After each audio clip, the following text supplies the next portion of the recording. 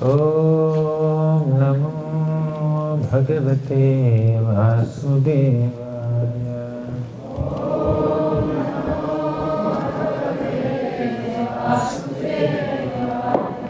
Om Namo Bhagavate Vasudevaya.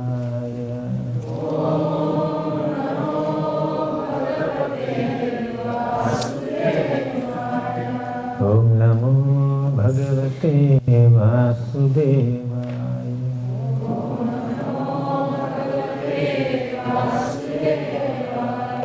Om Ajnanatirandhasya Jnananjanashalakaya Chakshuranvalitam Yena Tasmai Shri Gurave Namaha. Namo Vishnupadaya Krishna Presthaya Bhutale Srimate Bhaktivedanta Swami iti namini.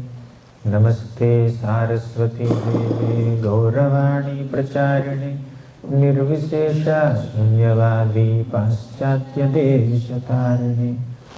Jai Shri Krishna Chaitanya Prabhu Nityananda Shri Advaita Gadadhara Shri Vasadi Gaura Bhakta Vrinda.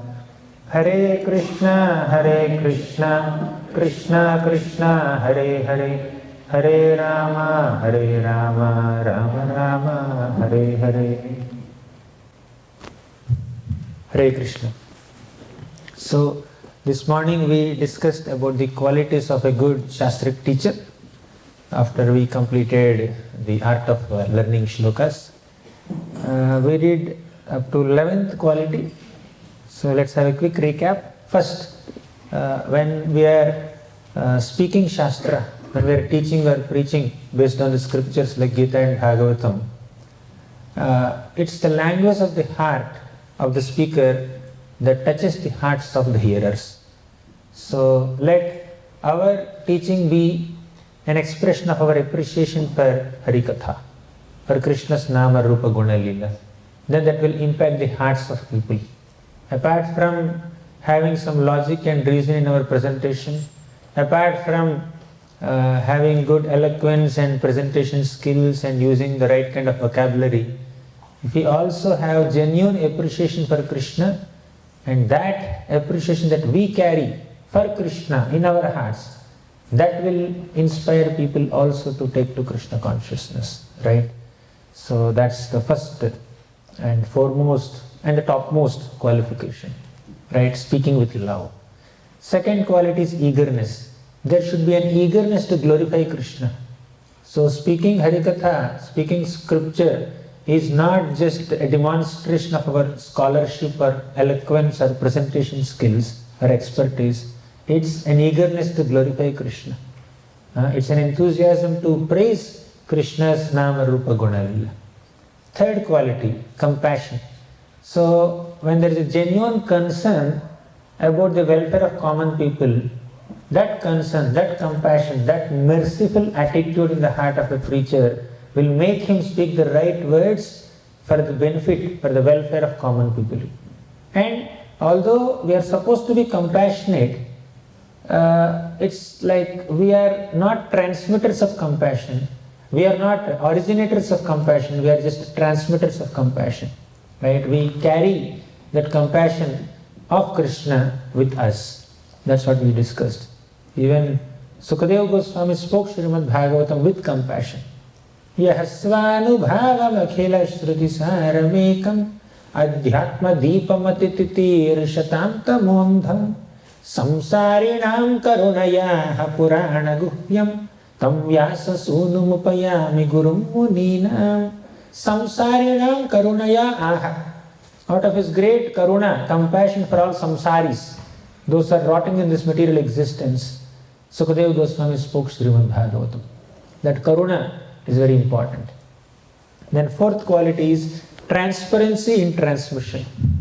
So let us be transparent. Let us present the essential understanding of the scriptures as taught to us by the acharyas. Let's not concoct anything. Let's not, in the name of innovation or creativity, Let us not concoct anything which is not in line with the parampara. Let us be transparent in our presentation. Although we try to present in such a way that audience can digest, relate with it, but the essential message has to be preserved, right? So transparency in transmission and honesty in representing the acharyas, not thinking oneself as a replacement of acharya, but a representative of acharya. That's the mood of an ideal teacher. Fifth point, being very prayerful and dependent. Without being dependent on the Lord, without being prayerful to the Lord, we won't be able to do any service, whether it is teaching, preaching, or studying, serving, worshipping, cooking, whatever it may be. We need to depend on the Lord. We need to be prayerful. Then sixth quality, transferring credit.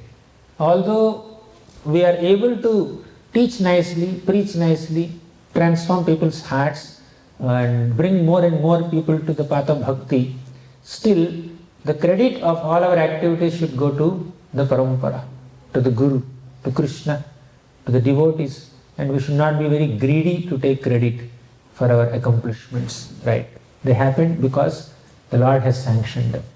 The other day we were discussing how in separation from Krishna, Arjuna was lamenting, Vanchitoham Maharaja Harina Bandhurupina Yena me pahritam tejo Deva Vismapanam Mahat.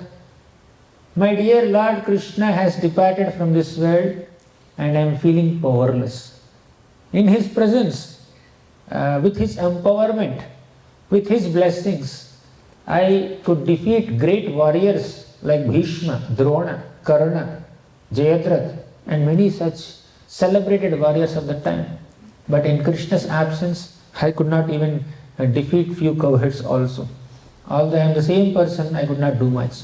This is Arjuna. Arjuna was thinking that whatever I could accomplish is only because of Krishna's grace. I could win Draupadi's hand, I could defeat Indra, Nivata Kavacha demons, I could win in this Kurukshetra battle, I could chase that, I could pierce that Matsya Yantra. All this happened because of Krishna's grace.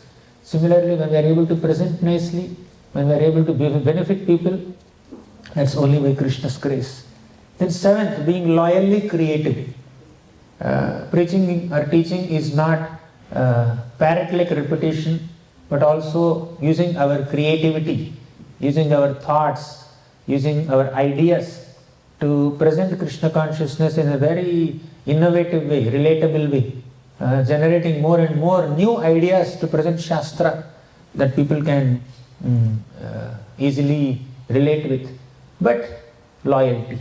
Creativity that compromises on loyalty is not creativity, it is deviation, it is distraction. It creates havoc in spiritual lives. But creativity in line with the teachings of parampara, creativity that acknowledges loyalty to the parampara, that creates great revolution in the lives of common people. So let's be creative, at the same time let's be loyal. Okay. So our creativity should be within the boundaries of loyalty to the parampara. Okay. Then eighth quality of a teacher is to maintain pure intent and to present pure content in a tailor-made form, in a customized form for the audience, right? But pure intent and pure content. Okay, packaging can be different according to time, place, circumstances, and the audience you are addressing. So when we have pure intent and pure content, the transformation that is happening is by Krishna's grace. Krishna will do the needful. The Paramatma in their hearts will inspire them to get inspired by us. Okay, so he will instigate. Depending on the kind of fruitive baggage that they are carrying, depending on the Ajnata Sukriti that they have, depending on their overall persona, they will either get inspired or not get inspired. And a preacher may give same class to 100 new people. Why only 10 people will become devotees? Why only 5 people will become serious? Why only 3 people will take to 16 notes? What happened to the remaining 90 plus? Okay, they are not ready yet. They will take little more time. So it's not our accomplishment. Their current purity levels, their readiness also matters. Maybe a successful preacher has tapped few people who are very ready to accept it, right? So he became successful because he acted as an instrument in Krishna's service, not that he has made 100 devotees, right? 100 devotees are made not just by that person's efforts. The person's efforts are there, definitely. His purity is there. His pure intent and his pure content is there, definitely. But the people also are ready to receive, right? And Krishna will bring in people, teachers of pure intent and pure content, in contact with people who are ready to receive it, right? They're ready for content. Krishna will send this person there. Okay, go and preach there. The Lord is inspiring us also to meet the right kind of people, and the right kind of people are coming in touch with people who are potent preachers. So Krishna's intervention is very much there. So we should not be proud, or we should not be very greedy for credit for our preaching activities or teaching activities. Then 9th point is service and patience. We discussed, right? We should do this teaching activity with patience and in the mood of service. Not that we should be eager to take service from others. We should be eager to serve others. When we are teaching Shastra, that's a service done by the teacher to the student. When we are preaching, it's a service done by the preacher to the people whom they are preaching to. Prabhupada, with great patience, he would teach Bhagavad Gita. One day he was giving Bhagavad Gita class in the West, initial days. So he was speaking Krishna, Arjuna, soul, body, so many things he was teaching. The audience are unable to catch it. Okay, they just couldn't understand what's happening. Krishna, what is Krishna? Prabhupada asked, Krishna, you understand Krishna? Have you seen that picture, Krishna driving chariot of Arjuna? Prabhupada is trying to make some sense in their minds, but they didn't know what is Krishna. Is it noun or pronoun? Or is it male or female? Or is it a name or some verb? Which language is it? They have no understanding. And Prabhupada just couldn't handle it and said, I am missing Vrindavan. I am missing my home. I am not happy here. And he became a little overwhelmed with feelings of separation from Vrindavan. Then one lady who is sitting in the audience, she said, yes, we are able to understand that you are not happy here. Then Prabhupada said, yes, but my Guru Maharaj instructed me to preach in the Western countries in English language. And he continued speaking, giving the class. Right? So you see, so much patience he had. And Prabhupada eventually could manage to impress some people. They were coming to the programs regularly. Prabhupada started cooking and feeding them. And they will eat and they will go. They will not wash their plates. Right? Even when Prabhupada brought some people to the level of initiation, they were ready to take initiation. They took initiation, Prabhupada gave them names, and they took the names and mala and they left, leaving all the wind-up service for their spiritual master. Right? So, Guru has to set up, arrange everything for initiation, and he has to do the wind-up, all the other back-end also Guru has to do. The disciple, he'll come, take them and go. That's how first initiation is going to happen. Okay? So much patience. In the mode of service he's doing. One fine day, somebody said, Swamiji, do you need some assistance? Prabhupada said, I am waiting for this. Waiting for this one. Somebody should say this. So like that, so Prabhupada, our founder Acharya, has demonstrated great levels of patience and service attitude in preaching. So we are servants of those who are preaching. Preaching is not meant to make more servants for oneself. Preaching is meant to make more servants for Krishna, for the deities, for Guru, not for ourselves, right? So that's the mood. Then 10th is to be essence seeking and essence giving. If you are essence seekers, then we give essence. So not so many details, right? Initially we may speak many things to new people to catch their attention, just to say something which they can relate with immediately. But ultimately we will have to bring them to Krishna, the essence. Essence is holy name. Okay? So Sara is holy name, deity worship, this essential limbs of bhakti should be introduced to people gradually, of course. But initially we may begin with stress management, time management, what else, mind control, sense control. We may begin with certain topics which are kind of sattvagun topics and they are favorable to bhakti. but slowly we need to bring them to the essence of presenting pure Krishna consciousness, right? So 11th is firm faith and conviction, right? We stopped here, we discussed it. We should have when our faith is strong, when our conviction in the philosophy is strong, in the scripture that we are teaching is strong, then we will be able to inculcate that faith and conviction in others. If our faith itself is very weak, how can we inculcate that? Okay. Now 12th, quality. From here we have to go a little elaborate. It's only a recap so far. So 12th is capacity and correct understanding. Okay.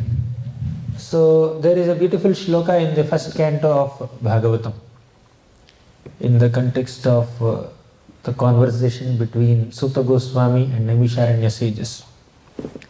There is a flying capacity for different birds. For example, a peacock cannot fly so high into the sky unless it is that Skanda's peacock. There is Muruga, is that Kumar or Ganesh's brother. Okay, his peacock can fly so high, but normal peacocks cannot fly so high. They at the max they will just go on the boundary wall 10 feet above the ground level, 15 feet above the ground level, that's all. So peacocks have limited capacity. Sparrows can fly higher, crows can fly higher, then eagles can fly much higher, vultures can fly even higher.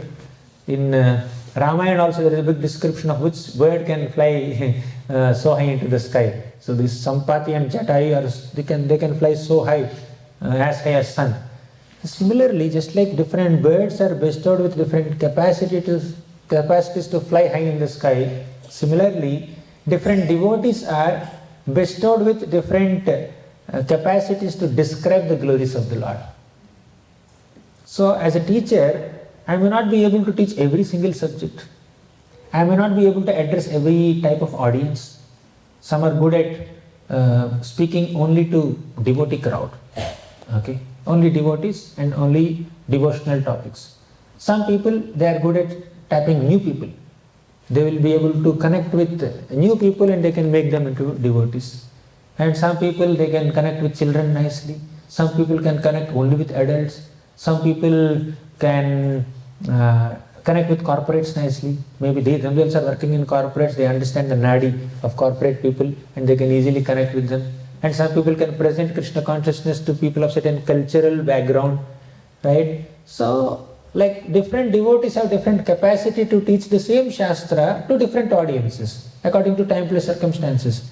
So, we need to identify what is my level of expertise, right? What kind of bird I am, how high can I fly? And some people may not be good at teaching, that's fine. Some people are good at deity worship. Some people are good at temple management.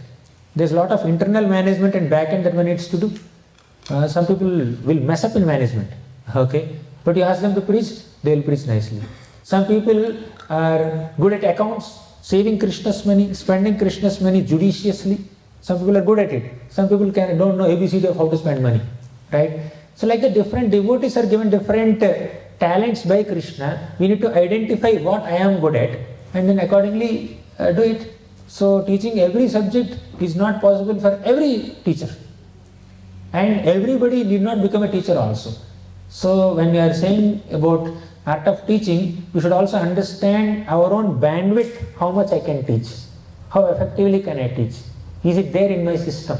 Some people may not be able to present, that's perfectly alright. They can be pure devotees, they can go back to Godhead. They can attend Krishna Prema, although they may not teach people. They will teach by their personal example. They may not speak verbally, but they will teach a lot, more loudly by their personal example. Some people teach by their dancing. They are joyfully dancing in Kirtan, seeing them, 100 people will get attracted, and another person is there, is giving a big class, nobody is coming. Right? It can also be, it's also a possibility. So therefore we should understand what is our capacity. Right? So, next, 13th shloka, 13th quality of a good teacher. A good teacher is chaste and wants to become chaste and also does this activity for self-purification. Maitreya Muni was saying to Vidura after describing the whole process of creation, Maitreya Muni said, Tathapi kirtayam yanga yatha mati yatha shritam kirtim harehe swam satkartum giram anyabhidasatim Tathapi kirtayami anga yatha mati yatha shritam. My dear Vidura, I don't understand much about this process of creation. I don't know much about the Lord's glories. Tathapi, still, kirtayami, I glorify the Lord. Anga means one who is very dear is called Anga, my dear. Okay, it's like Anga. Tathapi kirtayami anga. Although I don't know much, I'll still speak about the Lord. So sometimes we may think, this is one of my greatest inspirations, this sloka, to begin speaking. So one day I was asked to give class, sometime 12 years back. 2010 was my first class, okay, Bhagavatam class in GEV. So somehow that day the scheduler did not find a speaker, so he called me. He asked me, hey, please speak. And generally we used to have Hindi classes, okay. And I said, I don't speak Hindi, okay. I speak English, and I thought that's a good reason for me to escape from giving the class. Then he dropped a bomb saying that you can speak in English also. He was so desperate that he did not find a Hindi speaker, no speaker, so he just got me. We used to have evening classes. Whole day we work on site, and site work is over, then we go and do some evening classes in those days, 2010. So then I spoke. I remembered this sloka. Tathapi kirtayam yanga yathavati yathashritam. Although you are not fully eligible or capable or expert in glorifying Krishna or in that Shastra, still you speak. How? Yathashritam yathamati. Yathashritam means based on whatever you are able to hear from bona fide sources. Yathamati, whatever you could assimilate, whatever you could understand and realize and observe from that, you speak, you share that. So, based on whatever bona fide understanding we have, we can present. Our understanding of Shastra, our understanding of Krishna is always incomplete. It's never complete. Although Krishna said in the 7th chapter, Asamshayam samagram mam yatha gnasyachi tat shrunu. Samagram means completely. You will have complete understanding about me. Krishna just wanted to encourage, but that the shloka actually did not mean that we will get complete understanding of Bhagavad Gita, complete understanding of Krishna. We will understand as much as we need to understand to serve Krishna. Right? It's not possible to understand Krishna completely, even for Krishna himself. Only Radharani can understand Krishna completely, not everyone. Even Krishna cannot understand himself completely. He cannot understand how sweet he is. Therefore, he takes the position of Radharani. He becomes Lord Chaitanya Mahaprabhu to understand himself, to understand his own sweetness. So, our understanding of the Lord can be incomplete, and it is always incomplete. But it should not be incorrect. It's always incomplete, but we should ensure that it's not incorrect. So let's have limited but correct understanding of the Lord's Tattva and then present it. Right? Our understanding is always incomplete, but it should not be incorrect as much as possible. Right? And if we make some mistakes, that's no problem. We learn from our mistakes. Okay? They are not deliberate mistakes, they are not intentional mistakes. That much integrity we should have. Okay?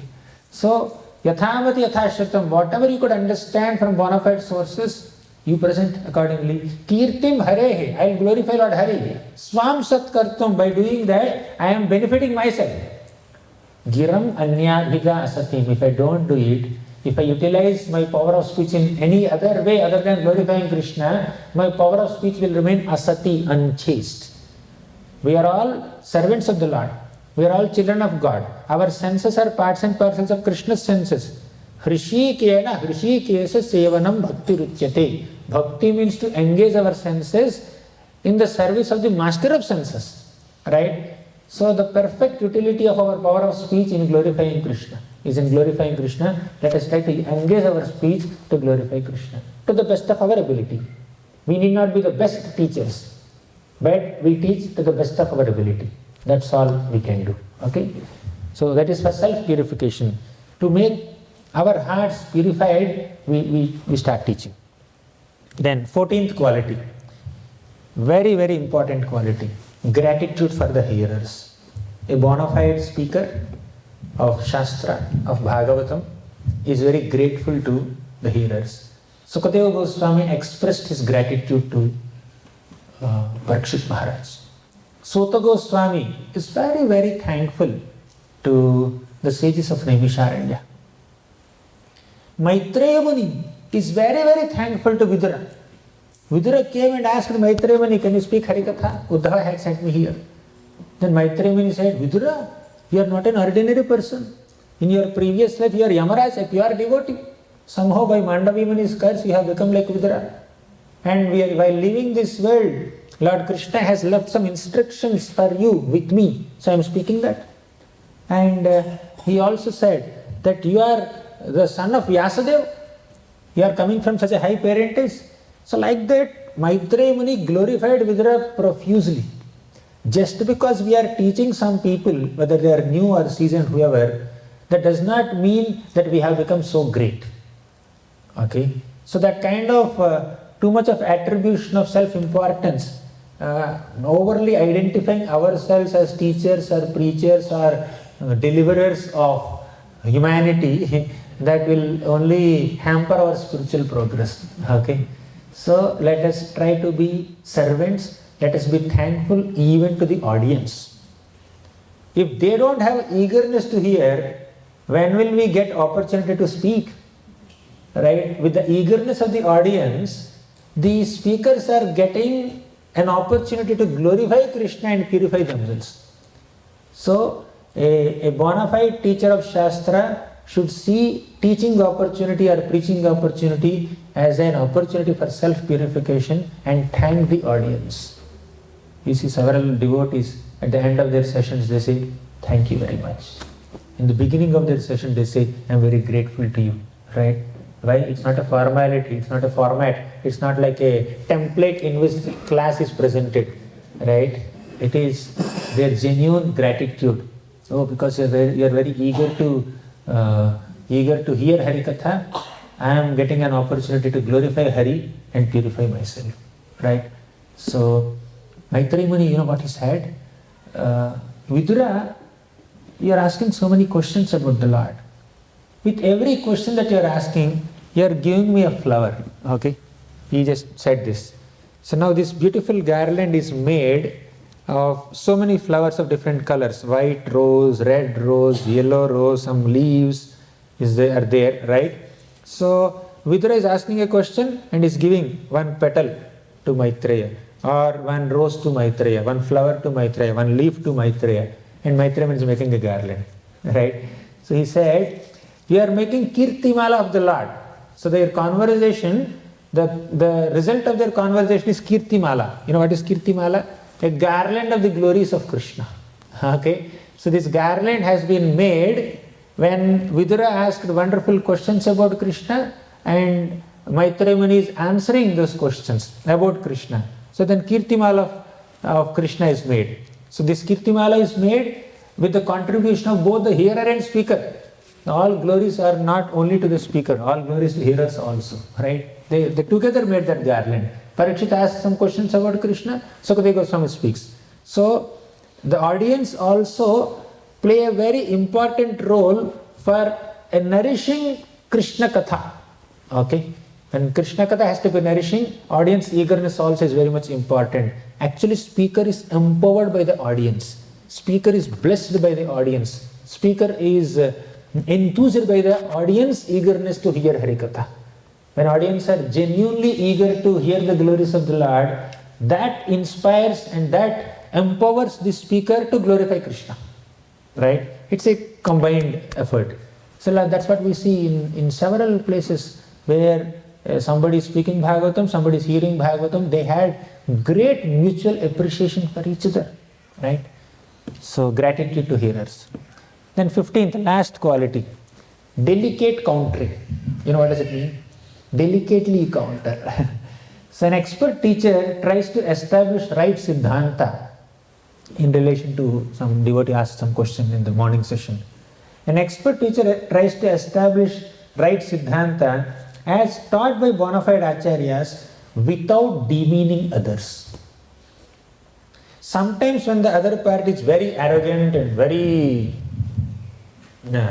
argumentative, sometimes an acharya may mercifully chastise that person. And we saw some cases where Prabhupada dealt with few people a little heavily, right, to establish the right Siddhanta. But in all general cases, devotees counter the materialistic thought process of general people in a very delicate way, in a very diligent way, intelligent way. So somebody came and they started confronting Prabhupada. Prabhupada, Krishna never said bhakti here, devotional service here, and you included devotional service here. So Krishna said this and you wrote this. Krishna said this and you wrote this. Like that, they were confronting Prabhupada so much. And Prabhupada is just hearing, oh, like this, okay. In this purport also I did like this. Oh, this purport also, okay, fine, continue. Like that, Prabhupada allowed him to speak for, whatever, half an hour, 1 hour. And after speaking for a long time, he left. Then some disciples asked Prabhupada, Prabhupada, you should have smashed him. Why are you silent now? Then Prabhupada said, at least he said Krishna, Krishna, Krishna so many times. I'm very happy that he chanted the holy names of Krishna. Right? So, when I become heavy with him, he may not be able to take. Let me just keep quiet. Okay? Prabhupada allowed him to chant Krishna's names nicely. At least he's flipping through the pages of Bhagavad Gita. Some purification he will get. Right? So, let me give you one example. Very important example. You see, Lord Chaitanya Mahaprabhu, he did not encounter some small Mayavadis. Okay? In our book distribution or in our preaching, we may encounter some people who are little argumentative and we feel it's like a big thing. But Mahaprabhu had to deal with Prakashananda Saraswati, Sarvabhauma Bhattacharya, staunch Mayavadis at their times. Right? So at that time, Sarvabhauma Bhattacharya is such a elderly, scholarly person, such great influencer. Prakashananda Saraswati had so many sannyasi disciples. He's a great influencer. And you know how humbly Mahaprabhu dealt with them. First, he went to Sarvabhauma Bhattacharya. Sarvabhauma Bhattacharya said, you are a young sannyasi. You need self-control. You need mind control. You need sense control. Above all these, you need to understand Vedanta Sutra. I will teach you. And Sarvabhauma Bhattacharya took him to some place and gave him a high seat because your sannyasi sit up. And he sat down. But he is the teacher. He started teaching for 1 week. Mahaprabhu patiently heard everything. 1 week class he has heard. He did not become so super enthusiastic to do Mayavad Kandhan in 7 minutes only, or in 7 seconds only. He allowed him to open his mouth and speak all that he knows for 7 days. And after that, Sarvabhauma Bhattacharya asked him. He said, are you understanding or not? You are not speaking a single word. Sometimes when you are giving class, audience are completely silent. No reciprocation, no smile, no reassurance that they are understanding. They are looking through you. You are a little doubtful. Especially when you are giving a Zoom class. All screens are off. Right? So only names, not even for formality or courtesy. Even one screen is on. You can't see. You have to see yourself and then speak. Right? So Mahaprabhu is just was completely silent. Sarvabhauma Bhattacharya needs some encouragement. Okay, are you understanding or not? Then Mahaprabhu said, I already understood. I already understood Vedanta Sutra and they are very clear, as clear as sun. But your explanations are like clouds covering the explanations. And Mahaprabhu also said it very delicately, very softly, not in a confronting way, in a very respectful way he said it. I think I understood, but looks like your explanations are a little difficult for me to digest.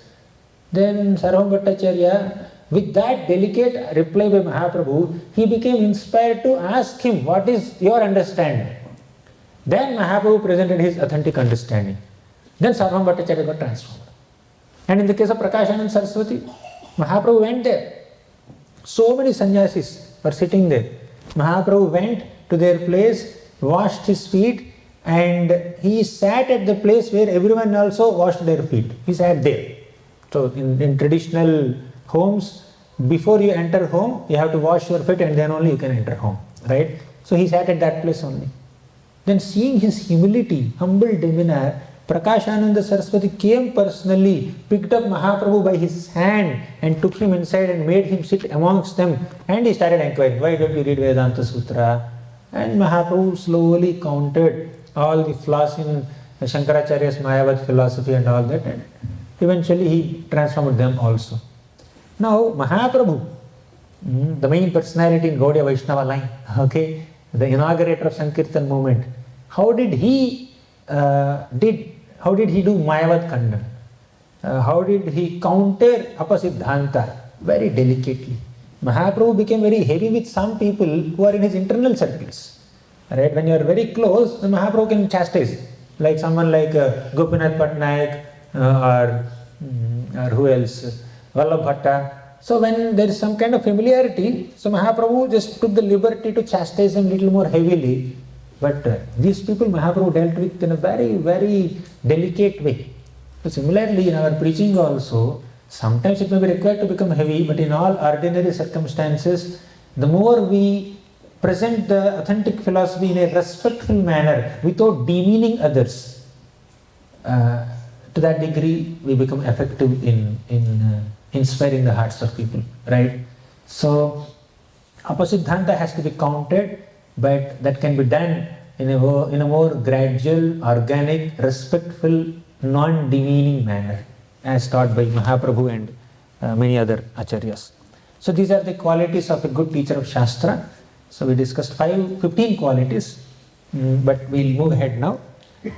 Till what time? It is 3:14 now. Till what time can we go? 4 o'clock. Okay, fine. So there are a few more qualities. The significance of teacher's role: benevolent benefactors, compassionate custodians. I think I will leave it to you to go through them. I have sent PPT and you can see the book also. But maybe I'll just take a couple of points from this section. Then in 5 minutes we'll go to the method of teaching Shastra. Okay. So this beautiful shloka from the 3rd canto. Janasya Krishna vimukhasya daivat adharmashilasya sudukhitasya anugrahayeha charanti nonam bhutani bhavyani janardanasya. So a preacher's role is this. A preacher travels from one place to another place not to enjoy the facilities of that places, not to live a comfortable life, not to advertise that, okay, I have visited so many places, but out of compassion. Janasya Krishna Vimukhasya Daivat. This world is filled with people who are Krishna Vimukha. They have turned their faces away from Krishna. To make that Krishna Vimukha people into Krishnonmukha people. Let them turn their faces towards Krishna. That's why a devotee goes from one place to another place. Okay, these are about travelings of a devotee. Then Adharmashilasya. Because they have turned their faces away from Krishna, they have become Adharmashilasya. To make that Adharmashilasya people into Parodharmashilasya, the devotee travels. Then Sudukhitasya. Because they are Adharmashilasya, they are plunged into deep distresses. Sudukhitasya. To make that Sudukhitasya people into Susukham Kartum Avyayam. A devotee goes to different places and then inspires them to take to Krishna consciousness. Anugrahayeha charanti nunam. The intent behind a devotee like Prabhupada's travels is to show anugraha, to show compassion on common people. So, okay, they are like spiritual doctors. Book distribution is of two types: distributing the book itself and distributing what is there inside of the book, the philosophy, the content, the teachings. Human body is like a strong ship, Guru is like a captain, and scriptures are like favorable winds. So Guru, being the captain, with the help of scriptures which are like favorable winds, will guide all the conditioned souls in human bodies across this material existence.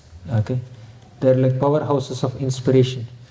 So I'll stop here. We completed the mode of teaching scriptures. Now I will not take Q&A, but I will complete the method of teaching scriptures, then we will take Q&A. Okay. So methods of teaching scriptures. So the first thing, now we are getting practical. Yesterday also, morning we discussed about the mood of studying. Afternoon we discussed some practical methods of studying. So today also we discussed about mood of teaching. Now we will discuss some practical methods of teaching. So understanding the mood and the need of the audience makes the teaching more effective and enlivening. Right? First thing is, let's try to understand the mood and the need of the audience. What do they need? What is their current mood?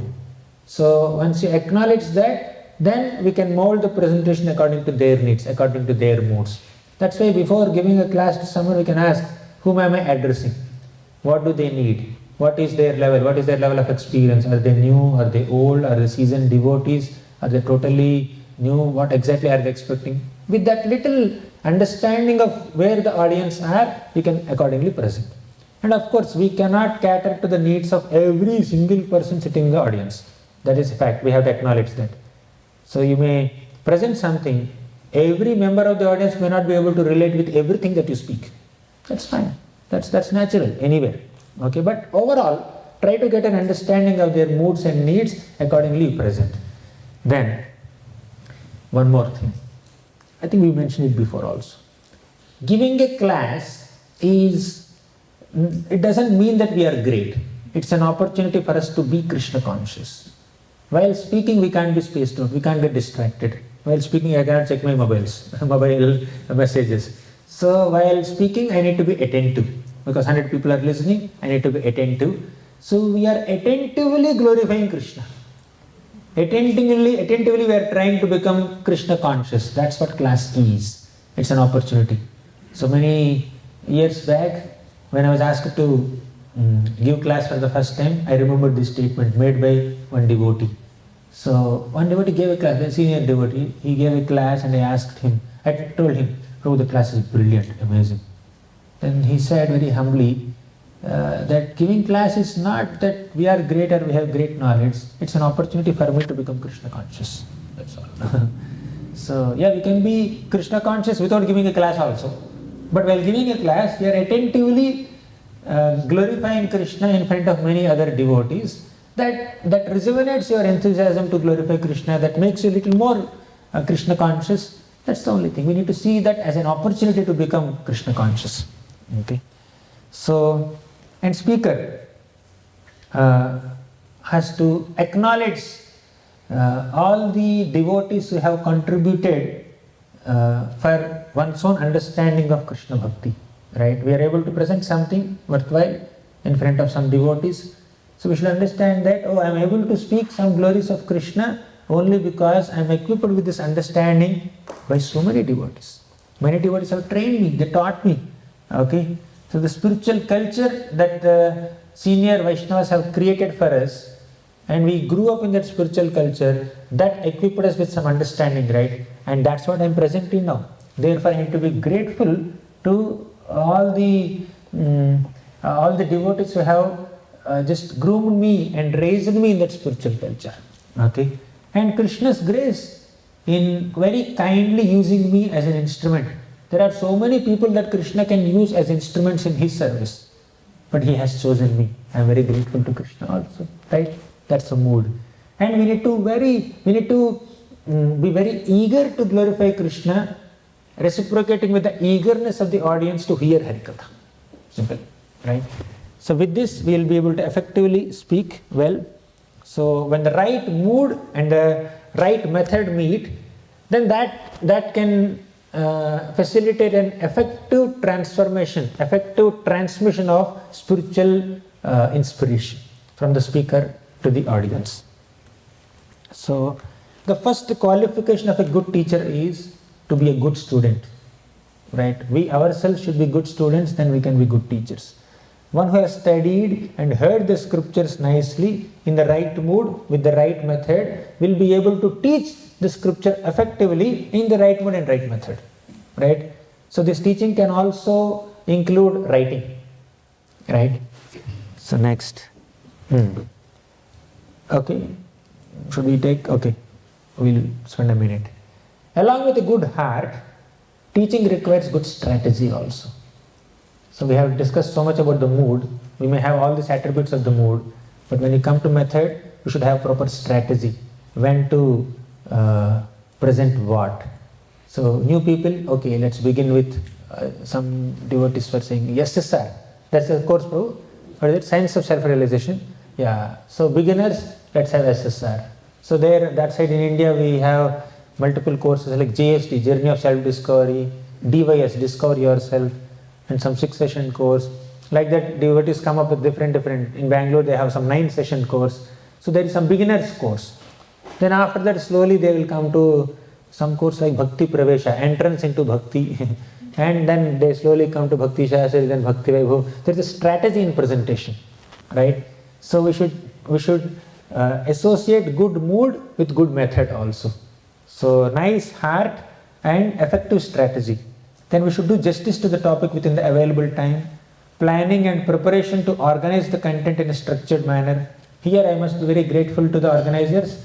Like there is one day for very small children, 5 to 8. Then one day, 4 days for children of age group 8 to 12. Then 13 plus, there is one more youth, there is one more session. Then seasoned devotees, one session, morning Bhagavatam classes. So this, like whatever I am seeing in the last 7-8 days is a very wonderfully organized way of presenting Krishna Katha, utilizing the space nicely, utilizing people's time nicely, and strategically scheduling sessions on weekends and weekdays properly. So it's this kind of wonderful organization is also required. We may have good content and good intent. We can't just be random in our presentation. So good content and good intent plus proper strategy of presenting Shastra. That's very important. Some planning, some preparation is required. If one is given a series of, one is giving a series of classes on a particular topic to a particular audience, one can just divide the topic into multiple sessions and present it more systematically. Okay. So next, in the next few minutes we'll discuss this formula, CPU formula. How many of you know this formula, CPU formula? Only one, okay. So C for content, P for presentation, U for understanding. So this CPU formula kind of helps us to organize our preaching and our teaching in a very, very effective manner. So I have given all this in the handouts and in the slides also. CPU, content, presentation and understanding. Let's begin with C. C for contents. What can be the possible contents of our teaching session? Let's see. C for content. So contents, please. Okay, I have one little acronym, okay, where all the possible contents that can go into your presentation are captured in this word please. Okay, very simple. P for some personal application or practical application points. Your class, so you are teaching Shastra to some new people. So your class can have some personal or practical application perspectives. They should not think that it is some theory, there is nothing that I can apply in my life.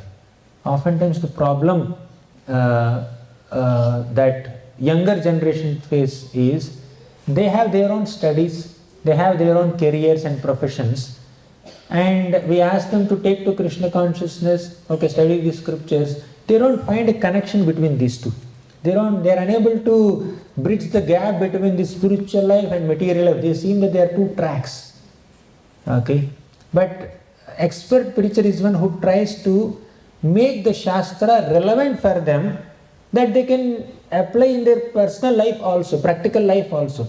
So when Krishna spoke Bhagavad Gita to Arjuna, Bhagavad Gita is not filled with some tips to fight in the war. Before war he spoke Bhagavad Gita, he spoke the philosophy of life, right? So entire Bhagavad Gita is presenting so much philosophy that is useful for our own life.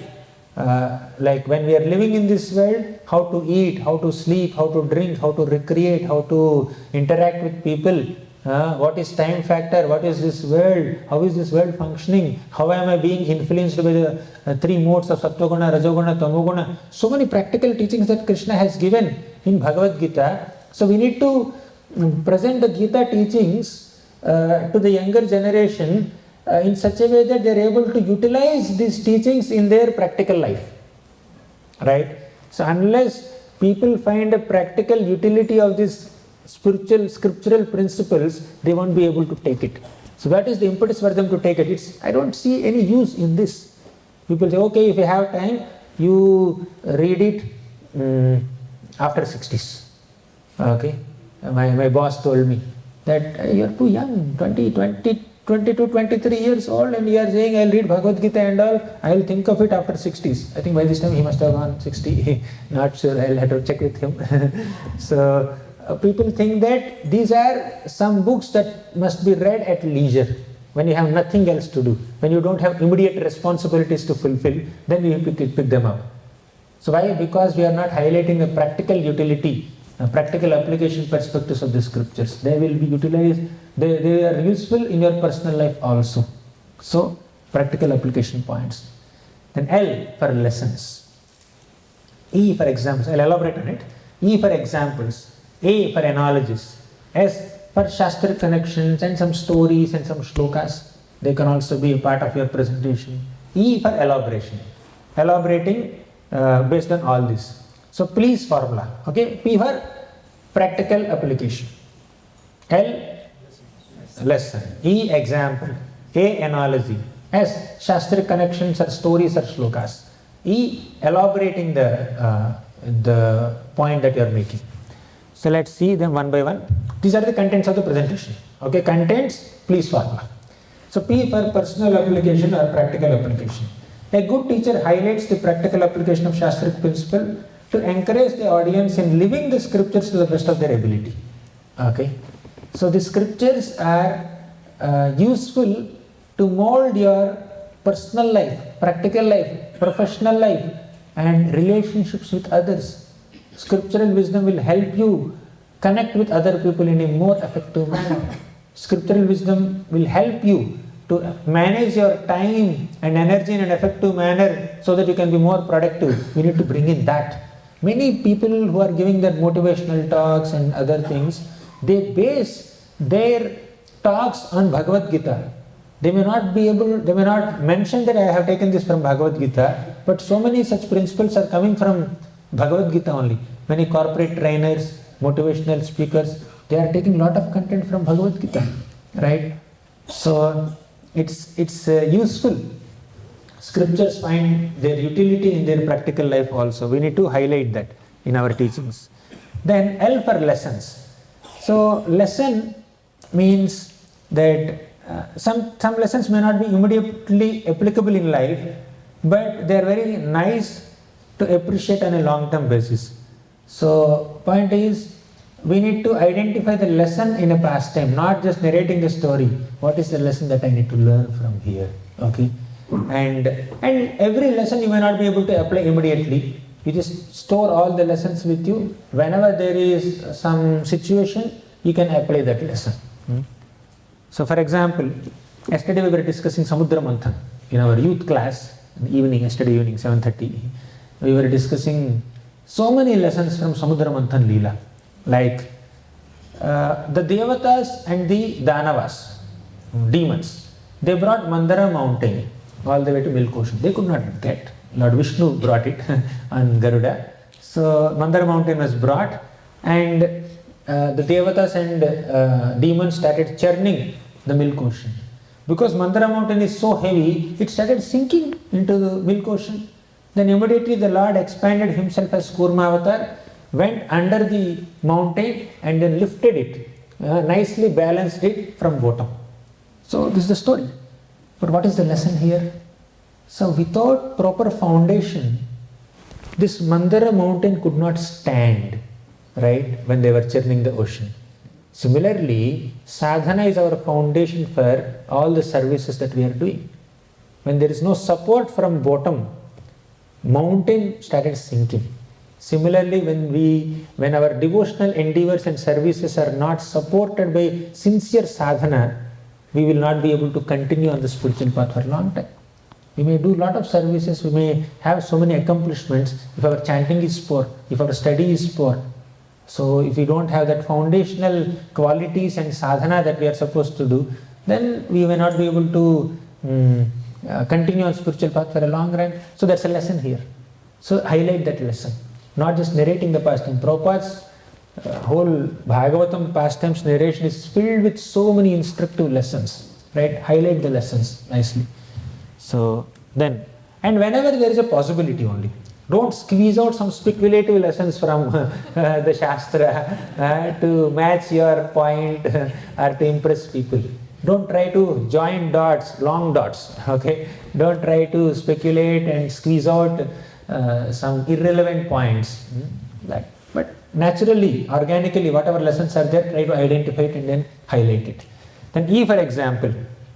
So a concept is better understood when it is explained with an example. For example, you are presenting this sloka, popular sloka. Vyavasayatmika buddhir ekeha kurunandana bahushakahyanantascha buddhayo avyavasayinam. So Krishna simply said that those who are determined, those who have resolute intelligence, they are determined to attain their goals. Okay. Now, is there any example for determination? Okay. Hanumanji. Recently we were discussing in our kids camp. Okay. So Hanumanji is so determined. When he is crossing this Lanka ocean, this Mainaka mountain came up to give hospitality to Hanuman. Hanuman said, no, I cannot accept it now. Okay, you just keep quiet. So he just pushed the mountain with his chest down and then he moved ahead because he has full focus on the goal. And also Surasa came to swallow Hanuman. Hanumanji expanded his size so big and Surasa also opened his mouth so wide. Then what did Hanuman do? Hanuman just entered into Surasa's mouth and then came out immediately. Okay, in a small form. He said, I entered your mouth. Brahma gave you a boon that whoever comes on your way should enter your mouth. I fulfilled that desire, now allow me to go. And she blessed him, you go. Hanumanji did not get into an egoistic competition with Surasa. His purpose is not to establish himself as better than Surasa in expanding his body. So his purpose is not to win a competition between himself and Surasa. His purpose is to find Sita Devi and serve Lord Ramachandra. So he is determined to attain his goal. Bhagirath did lot of tapasya to bring Mother Ganga to earth. So you can present an example of this quality of determination. Then the concept becomes easy. A concept is better understood when it is explained with an example. And by the way, you cannot find good examples for every concept. Then let's not present irrelevant examples. Okay, let's not try to connect two things which are not compatible. Okay, so example P for practical application, L for E for example, then A for analogy. So analogies, Bhagavatam is filled with analogies. Prabhupada's purports are also filled with analogies. Okay, so one popular analogy. So Krishna appears and he disappears after performing some pastimes. After accomplishing his task of paritranaya sadhunam vinashaya cha dushkritam dharma samsthapanarthaya, Krishna disappears from this planet. Fine. So Prabhupada in the 3rd canto, I think first chapter only, or 2nd chapter, 7th sloka, somewhere he explains this analogy. Prabhupada compares Krishna's appearance and disappearance with sunrise and sunset. So sun rises in the east. That does not mean sun has just taken birth in the eastern horizon. Sun sets in the west. That does not mean it's the death of the sun. Similarly, Krishna appears in Kamsa's prison cell as the son of Devaka and Vasudeva. That does not mean Krishna is just born. Krishna is eternally existent. Okay? And when Krishna disappears from this planet, that does not mean Krishna died. Krishna just went to another universe to continue his pastimes.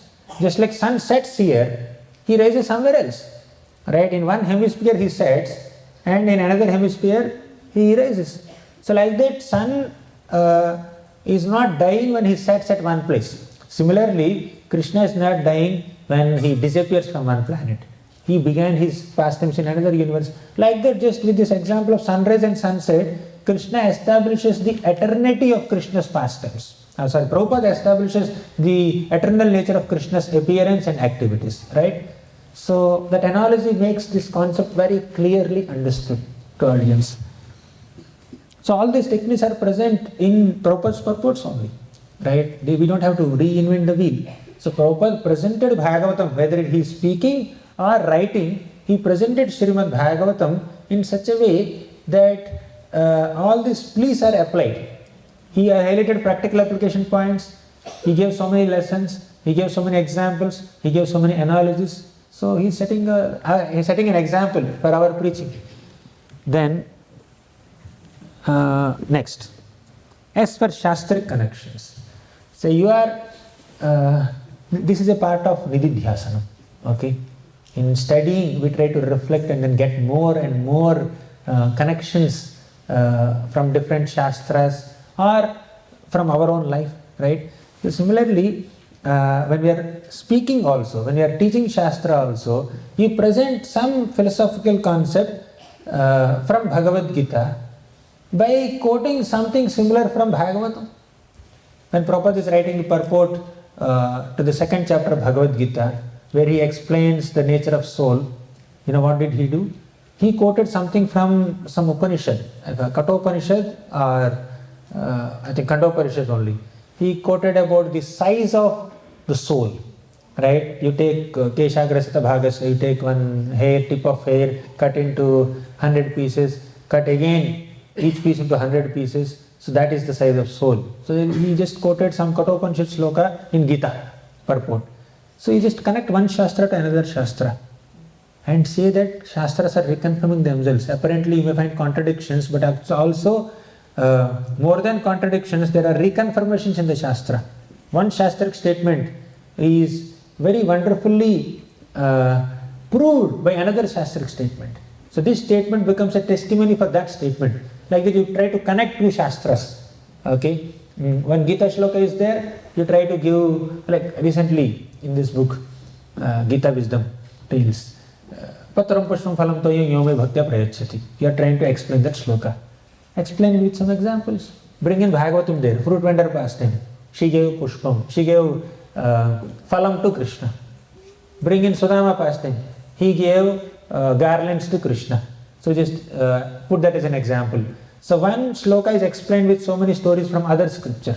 So like that if you give some stories and quote some shlokas or give some extra shastric connections, then the presentation becomes very solid, very authentic, very digestible, and people can relate with it better. So that's about this. Then quoting related shlokas in the class makes our presentation authentic. Presenting other related sections of the Shastras helps reconfirming the principles.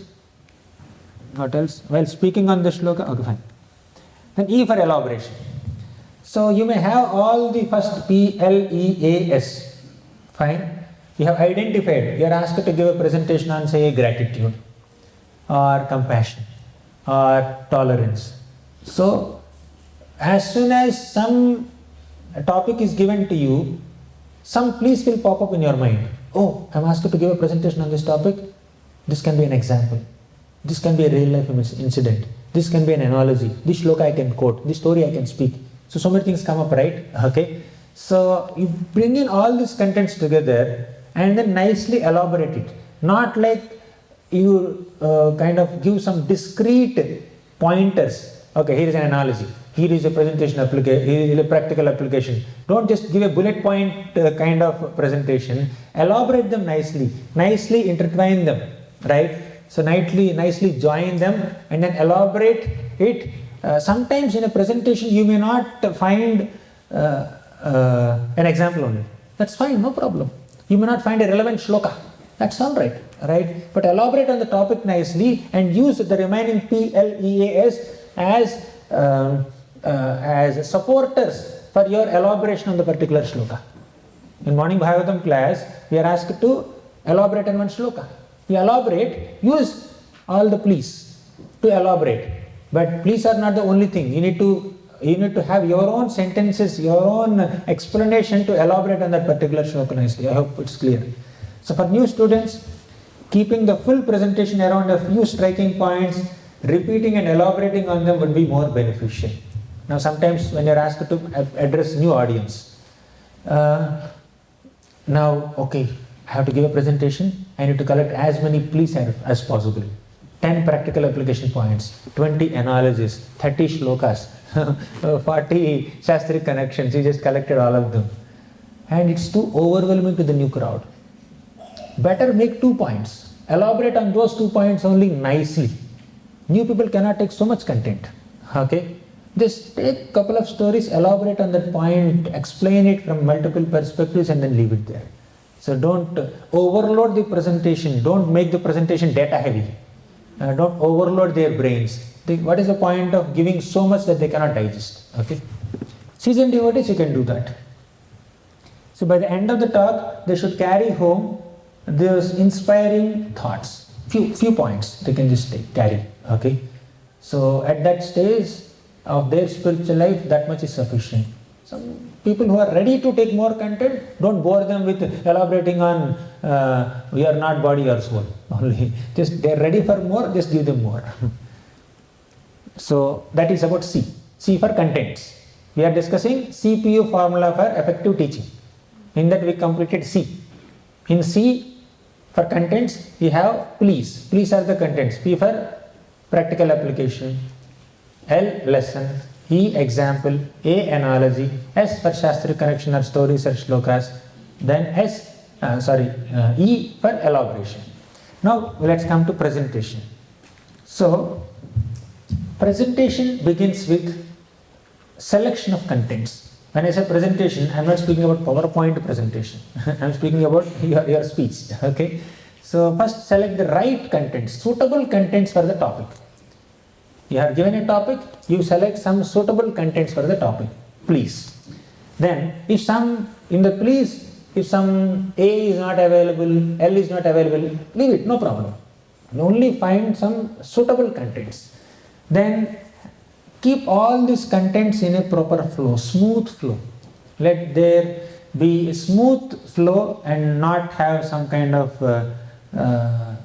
spikes or to say disconnections or abrupt changes, abrupt transitions in the presentation. Let there be smooth transitions. Then interaction can be there, visual or verbal. I think there is, I will go one by one. First, selection of contents. Select whatever is relevant from your please. We can't present extraordinary Bhagavatam shlokas to new audience, nor can we present too simple and basic etiquettes or philosophy to seasoned devotees. I already mentioned it. One shouldn't artificially squeeze out speculated perspectives or lessons from Shastra or quote stories or shlokas which are not connected to a topic. So you have a smooth flow already. Just to disrupt it, don't try to bring in some story there. Okay. Oh, in this entire presentation I don't have a single story. Let me say some story. And they are unable to connect your story with the rest of the contents. So better not speak this story. Okay. So selection of contents. Second is smooth flow. So as I said some time back, whenever you are asked to give a presentation, naturally so many contents will pop up in our minds. Better take a pen and paper and then start writing all of them.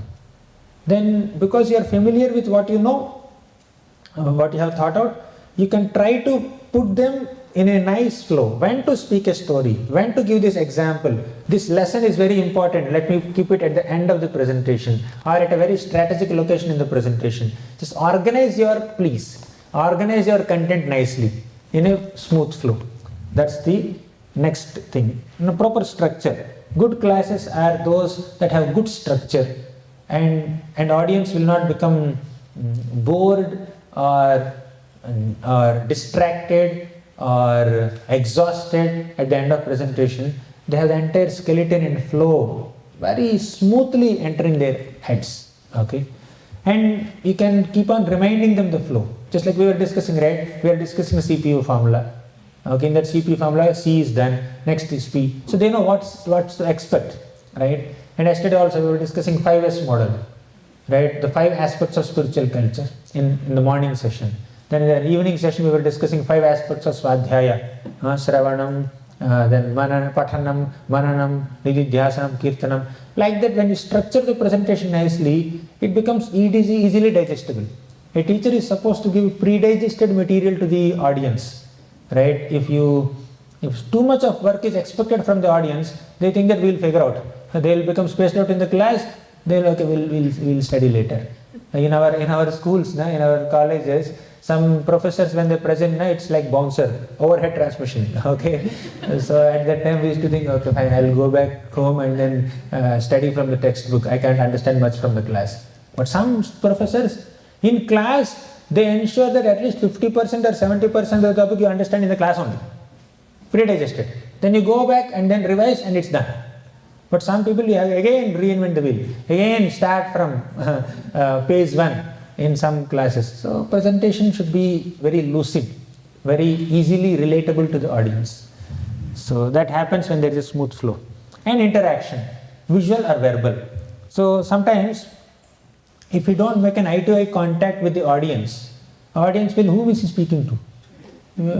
He is speaking to the camera. It's not a Zoom class, it's a live class. So they will feel little bothered. So at least keep some eye-to-eye contact with as many audience as possible. So that will create some kind of bonding and friendship between you and the audience. And sometimes some visual aids, like teacher's expression, teacher's body language, the conviction, the voice modulation, the emphasis that he gives on certain statements, all this will matter. Now, you take the transcription of a class and then read it. Same content, someone is speaking.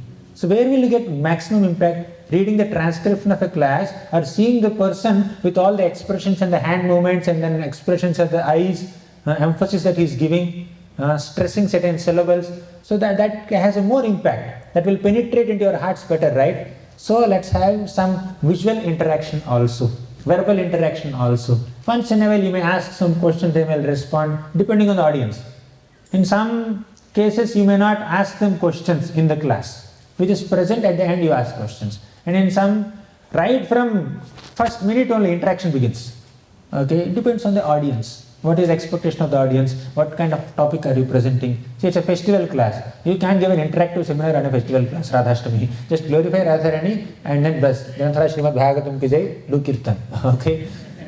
So it's not an academic class, it's a festival class, yatra class. Okay? But it's a Bhakti Shastri class. Have interaction, right? Because it's like a learning going on, systematic study is going on. But in festival or yatra, there is no systematic study. You have to relish it. The mood is to relish. Don't select technical topics there, right? So present according to the situation. We'll come to that again. But basically interaction, visual or verbal, is needed. Then, so sometimes asking audience a question during the class keeps them involved and attentive in the class. In order to make atmosphere lighter and topic easier, the speaker may share some relevant stories and anecdotes or real life incidents. Okay. So one day when Maharaj was giving class, so he was speaking about power of prasadam. Okay. So when he was speaking about power of prasadam, he started sharing his personal life example. He met somebody in the airport, and that person doesn't have much interest in spiritual life, because there's no one to speak to. The Maharaj started speaking to that person, also try to just give some inspiration, and the person is not very receptive in that philosophical discussion. So after a few minutes of discussion, Maharaj picked up some Mahaprasadam and then gave it to that person. And the person is not willing to accept also. Maybe this is prasadam, what will happen if I eat? And Maharaj said, no, very nice, sweet. My mother has made it, please take it. Right? So, and the person, as soon as Maharaj said mother, he just accepted it and then ate it. Okay? So that mother sentiment worked there. Okay? Then Maharaj was saying that he did not hear philosophy, I gave him prasadam.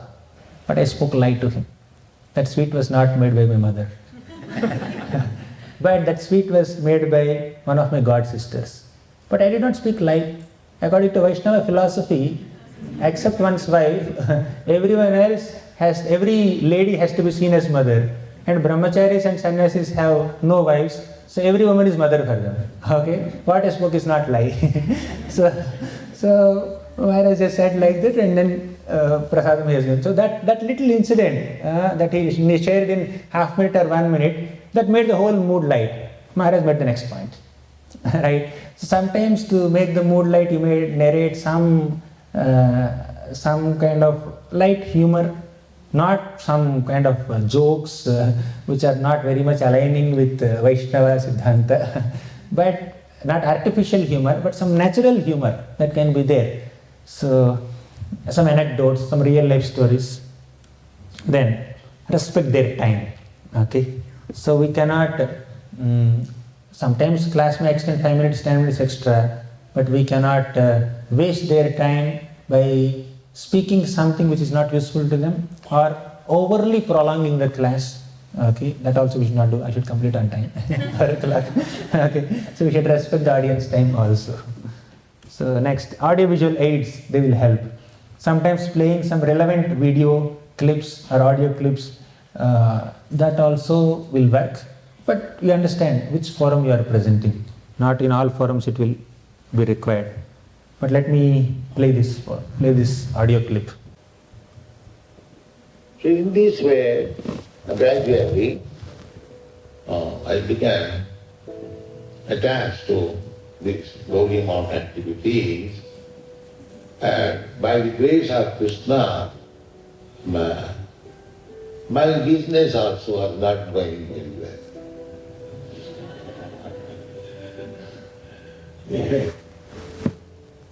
Krishna says, Dukkha Dildani, Hrisi Tattvalamsa. If somebody wants to be actually devotee of Krishna, at the same time keeps his material attachment, then Krishna's business is, he takes away everything material, so that same person he becomes dependent on Krishna. So that actually happened to my life. I was obliged to come to this movement, to take up this very seriously. And I was dreaming that Bhaktisiddhanta Saraswati Thakur is calling me. Please come and read me.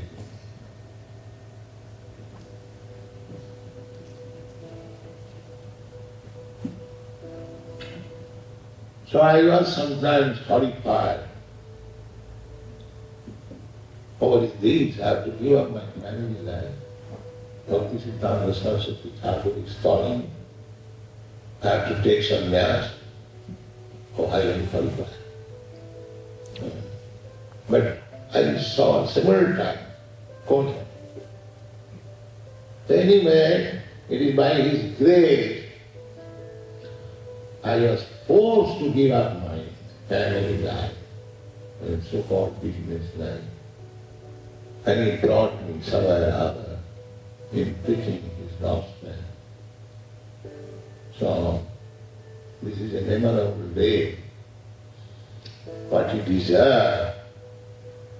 I have tried a little bit, and you are all helping me. So I have to thank you more. You are actually representative of my Guru Maharaj.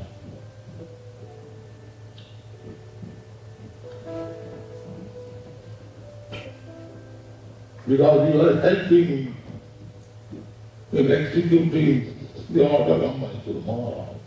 Thank you.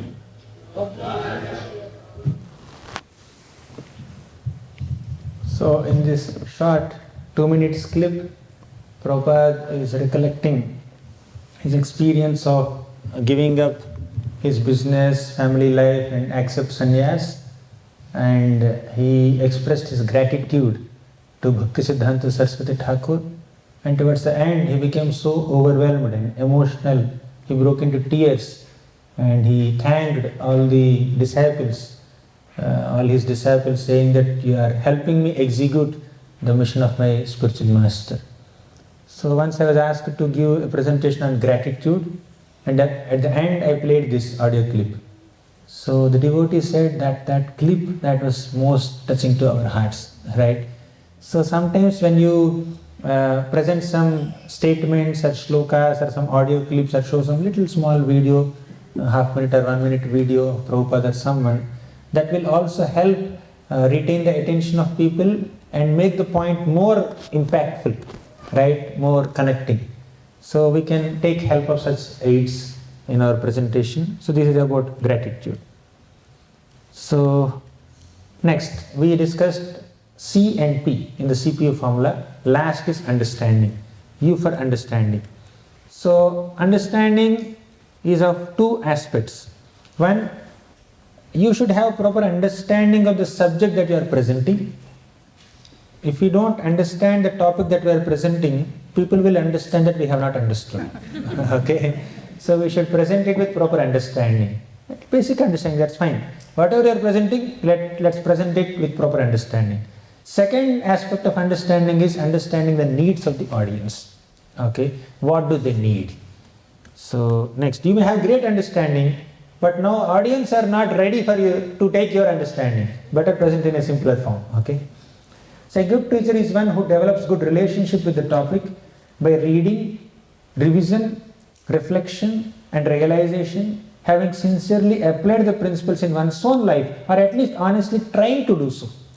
If I am asked to speak on gratitude with absolutely no gratitude in heart, that will not make any impact on people. So I should first make an honest attempt to cultivate that gratitude. With little gratitude in the heart, if I speak about gratitude, that will have some impact, right? So subject of the presentation should have a relationship with the subject of the presentation.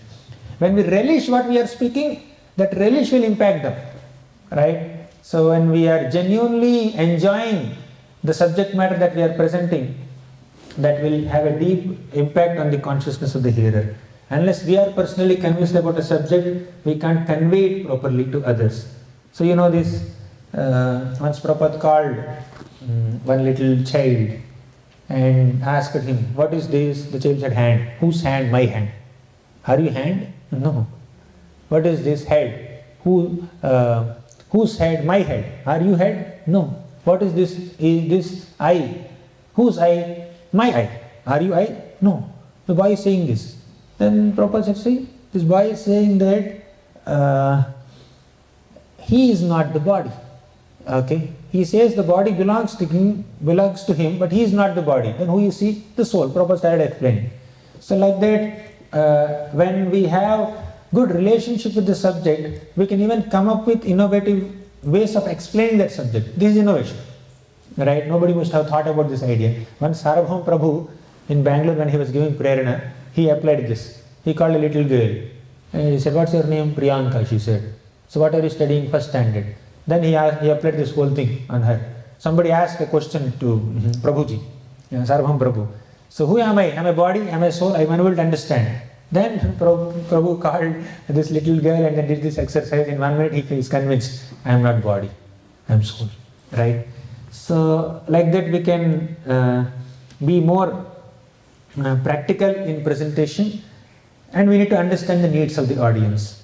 Like once a crane invited a cat for meals and gave milk in a jar, in a long jar. The cat is unable to drink it. Okay, so then the cat invited the crane for dinner and then gave milk in a flat plate, and the crane is unable to drink with its long beak. So we need to understand, we need to give milk to cat in a small plate or a little long bowl, okay, big bowl, and we need to give milk to crane in a long jar. So similarly, presentation of Shastra also should be customized, should be tailor-made according to the needs of the audience. Then we'll become effective teachers. Some villagers are there, we need to present in a certain manner, acknowledging their cultural background. So once I was taken for this Bhagavata Sravanotsavam in Srikakulam, Andhra border. Okay, there inside there are some small villages. So there also I was asked to speak. So in that villages you need to present something very, very simple, very lucid. Ananyasyantayanto mam patram pushpam phalam toyam. So that's what they can understand. They can't understand all this art of studying and teaching scriptures. Okay, so you need to present in a lucid manner. So youth, they have their own needs. Kids have their own needs. Okay, one day I was presenting Bhagavad Gita for children. So one little girl from the US, she opened Bhagavad Gita, the picture space, and showed the Vishwarup photo to me on the Zoom. She said, Prabhu, is this demon or Krishna? I said, it is Krishna. Why did you get that doubt? Why Krishna is so scary? For them, Krishna means a little child stealing butter, tending calves. That's their understanding of Krishna. So this Vishwarupa with hundreds of faces, with that, especially she is scared, seeing that from some faces, this fire is emanating. All these people are entering. That is demon, she thought. So we need to present them accordingly. When 6-year-old girl asked this question, Prabhu, Bharat Maharaj remembered a deer, he became a deer. If you remember Krishna, will become Krishna in next life? That is her question. Then I had to tell her, Bharat Maharaj did not become exactly the same deer. He got another deer body. Similarly, if you remember Krishna, so we will get a spiritual body to play with Krishna. Okay? Then she is pacified. So like that different... and one boy asked, my God, 7-year-old boy, he asked, oh, Krishna is saying no one is superior to me. Does it mean that he has false prestige? So that is his understanding. So you need to know the needs of the audience and accordingly present. Okay. So acknowledge the genre. Sometimes you are asked to give a Bhagavatam class in the temple. Sometimes some public gathering, like it could be Bhagavat Sapta, or it could be like Pandal program, or it's a Jagannath Rath Yatra. Okay. Sometimes it's a festival talk, Janmashtami, Radhashtami, Gaur Purnima. Just stick to that particular event. Then yatras, you're going for yatras, there stick to that pastime place. There you can't just have art of studying and teaching scriptures. You're going to Vrindavan yatra. You speak about Barsana, Nandagam and other temples. Then systematic course on scripture like Gita, Bhagavatam, CC, Bhakti Shastri, Bhakti Vaibhav. Then teaching Shastra to children. Then more stories, less philosophy. That's what works there. And more activity. And you speak half, they'll speak half. Okay, that will work with them. If you speak everything, they'll become restless. Then workshops and retreats. So 2 days workshop we have had here. Then teaching on the go. So while you are traveling in a local train or a tram, you find somebody, you start teaching him, right? Just have a light conversation and then slowly give little bit of philosophy. Or they will inquire, you may respond to them like that. So there are different genres.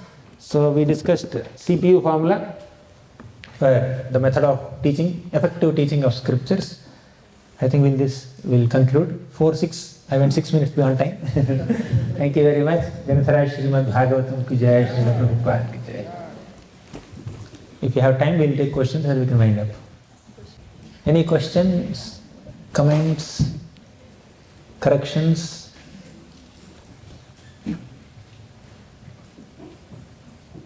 Yes, Prabhu. Prabhu, you said, in our content aspect, that we have to, search around for the relevant content for the topic. Sometimes in my own experience, there is limitations in the content that I can Gather because, for example, when you are giving the Bhagavatam lecture in September, the 2 last Bhagavatam lectures, when the topic was about the ecstatic symptom of Prahlad Maharaj. Oh my goodness, you went around the whole Bhagavatam and then just quoted so many verses and so many examples. So that was sticking to the topic. And then again, when it was about the separation topic, Prahlad Maharaj, the separation from Krishna, then again it was all about separation. But you have that content. And Bhagavatam has that content. Not my content. correct, but because of my own limitations, then how do I fill that gap until now I'm familiar with so many episodes and pastimes and all? That's why study is important, right? Yesterday we discussed about study, then teaching. So, but yes, some shlokas are there, purport is very small, just 3-4 lines purport. Sometimes the morning Bhagavatam class coordinators, they will say that if the purport is very small, take 2 shlokas. Okay, that also happens sometimes. So, like in the purport or in the shloka, we will get just some important points, right? The key points. You just read them out, just reflect a little bit, and then try to connect other episodes to that. You may not find, we can just take help from other devotees also. Some devotees, as a part of their Bhagavatam class preparation, so one agenda is consulting other devotees, what I can include in the presentation. So Yeah, with little reflection, I think we'll get relevant content, right? But if something is not there, sometimes what devotees do is they speak little bit about that sloka, and then they will speak about any occasion that happened on that day. Rukmini Dadashi, for example, they'll speak about Dadashi. Some Krishna Katha we need to do basically. If the sloka is not giving so much scope, then you just zoom out little bit and then give a nice overview of the entire chapter or the canto, right? Then slowly you can zoom in into that. So there are a few thoughts. Any other question? Morning some devotee had some question. Yes, bro. Yes, bro. Prabhu, my question is about Bhakti Riksha. So, we have when we are running a Bhakti Riksha courses and stuff, there are some people who need a lot of attention and stuff. So there is one extreme is where you become so overwhelming to those people and you're helping them out. And there are some people who been there for 2 years now, but they're still not up to 16 hours of chanting kind of stuff in the Bhakti Riksha. So where is the line we draw to how much is it that I should put effort on this person who hasn't been chanting, that I'm not neglecting him, what is the difference between wasting the time on someone or utilizing your time on the other ones who are really serious? So how do I balance that? Yeah, in my humble opinion, with my limited experience, what I can say is, when we are speaking to new people, definitely we have the responsibility to connect more and more new people. But those people who already came, they are not becoming serious. We can definitely try to bring them in touch with people who have become serious. Morning also I was saying something to another devotee. So we need to learn the art of empowerment.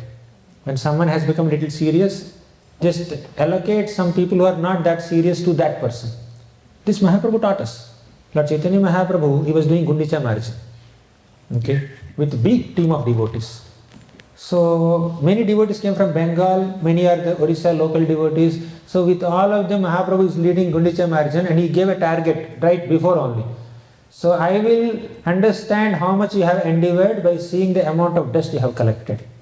Although the Lord is Bhavagrahi Janardana, he gave a target also. He is not just sticking to the mood only. He says, okay, I will understand your accomplishment also. What is the numbers, how much dust you have collected.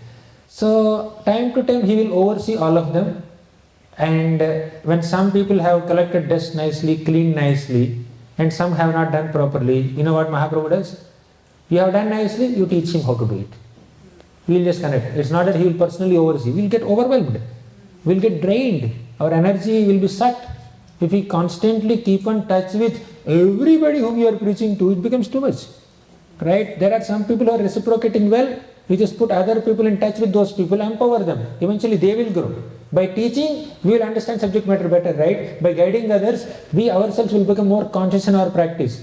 So by delegating the responsibility of few quote unquote not so serious people to those who are little serious, those who are serious become even more serious, and those who are not serious will become serious. And you also will be seen as someone who is more senior, has greater responsibilities, so you may not come to the ground level. So you will have one more layer between you and them, right? Not that we want to be superior, but that layer will also help preaching in a more effective manner. So you, on a regular basis, you teach him, you consult him. If something serious is there, then you come to me. You will save your time. That's effectiveness. So when Radhanath Das Goswami came to Mahaprabhu, to Jagannath Puri, running away from home, what did Mahaprabhu do? Anyone knows? He put him under Swarup Damodar Goswami. Then when Raghunath Das Goswami came to Mahaprabhu, I have some questions, can I ask you? What did Mahaprabhu say? I already told you consult Swarup Damodar Goswami, go to him. But anyways, you have a question, I will answer now. But in all your general dealings, you should take guidance from Swarup Damodar Goswami. So like that, Mahaprabhu has kept some people between him and other ground level people, right? So that's effective. Mahaprabhu taught this. And also, Mahaprabhu has a secretary, Swarup Damodar Goswami. Whoever has to show some poetry to Lord Chaitanya, they have to pass through Swarup Damodar Goswami.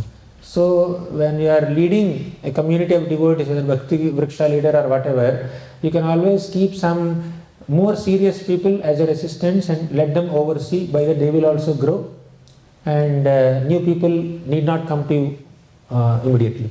That works. Makes sense? Thank you.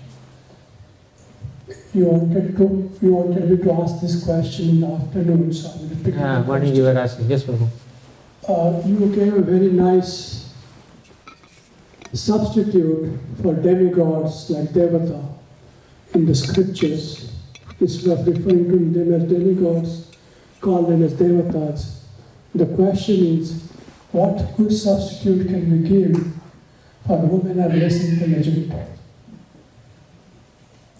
Prabhupada writes it in few places, but we cannot focus and underline only that statement. So Prabhupada, if you see overall purports of Prabhupada, he has given many other statements that instigate us to think that we are not bodies. So once one Mataji asked Prabhupada, are women less intelligent? Prabhupada said, if you think you are a woman, you are less intelligent. So less intelligence or more intelligence is according to bodily conception, not according to one's gender or nationality or some other external parameter. Actually speaking, there is only one male in the entire cosmic manifestation. Everybody else is woman only, right? So there is only one man, only one Purusha, that is Krishna. And Jiva is Prakriti. What is that 7th chapter of Bhagavad Gita? Bhumirapo na lovayuh khammano buddhirevacha ahankara itiyam me bhinna prakritirashtada. That is material energy. Then apareyam itastvanyam prakritim vidhi me param jiva bhutam mahabhaho yayedam dharyate jagat. Alright? No, something else. So jivas are superior prakriti of Krishna. Jiva is not Purusha. Jiva is also prakriti. Whether the jiva is in a male body or female body, jiva is prakriti only, not Purusha. So jiva is feminine. So according to Tattva, every soul is feminine, not masculine. Every soul is a female, not male. Okay? First point to understand. Okay? There is only one male, Krishna, everybody is female. Second point. In the conditioned state, everybody is a male. Nobody is a female, by the way. Why? Because everybody has Purusha Bhava. So all conditioned souls maintain this mood of being an enjoyer, a proprietor, a master, a controller. That is Purusha Bhava. So we have this Purusha mentality. Whether the soul is in animal body or male body or female body or Indian body or American body, whichever body, conditioned soul has this Purusha Bhava, Purusha mentality, enjoyer mentality. Therefore, in the conditioned state, all of us are Purushas. According to constitutional position, all of us are Prakritis, right? So Tattva-wise, everybody is a female, but conditioned state, everybody is a male. But third point, I've made 2 points. Third point is, soul is neither male nor female. Soul is a servant of Krishna. Jivera Swarupa hai Krishnera Nitya Das. Our being a servant of Krishna is a greater reality than our being in male bodies or female bodies. According to the nature of service that the soul is rendering, the soul is given certain body. Some are gopas, some are gopis. Some are cows, some are bulls. So some are male monkeys, some are female monkeys. Some are peacocks, some are peahens. All are participants of Krishna's leelas only. So if we are identifying ourselves as servants of Krishna, whether we are in male bodies or female bodies, we are intelligent. But if we are having bodily conception, we are less intelligent, whether we are in male bodies or female bodies. A female who is practicing Krishna consciousness is millions of times more intelligent than a man who is not practicing bhakti. As simple as that. So Prabhupada very clearly described in several of his books that one who is taking to Krishna consciousness is intelligent. Okay, so less intelligence, more higher intelligence is depending on one's development of spiritual consciousness and not necessarily according to one's bodily structure or gender. Okay, and but all said and done, we also should acknowledge the soul's presence within a body. According to that, there is some psychophysical nature acquired. So there is separation required between men and women and all that, as long as we are in the conditioned state. But we need to also maintain that spiritual perspective. So devotee is one who sees spiritual equality amongst all living entities behind the material bodily differences. Right? That is development in spiritual consciousness. Does it answer the question? When we read such statements in Prabhupada's purports or books, so we should not have a narrow-minded thinking of or understanding of the statements, and we should not offend devotees or get offended by that. Okay? So we need to understand that spiritual truths are more important than temporary bodily designations and circumstances. Sorry. Yes, Prabhu. This is from the sloka, the first session. Yeah? Now, you very nicely mentioned how to memorize sloka. One of the struggling point is present the translations. Sloka can be memorized and we can present it in a nice systematic way. When it comes to translation, sometimes some of the translation, like how you explained, it could go word by word, or you can go joining lines by lines. But some of them are completely different. For example, the Tattvamala Compasso Civiction Jana Iwagno. In that, if you see the translation, the first part talks about visible succession. Where? So, where? In disciplic succession, where? Not in the Bhagavatam, proper translation.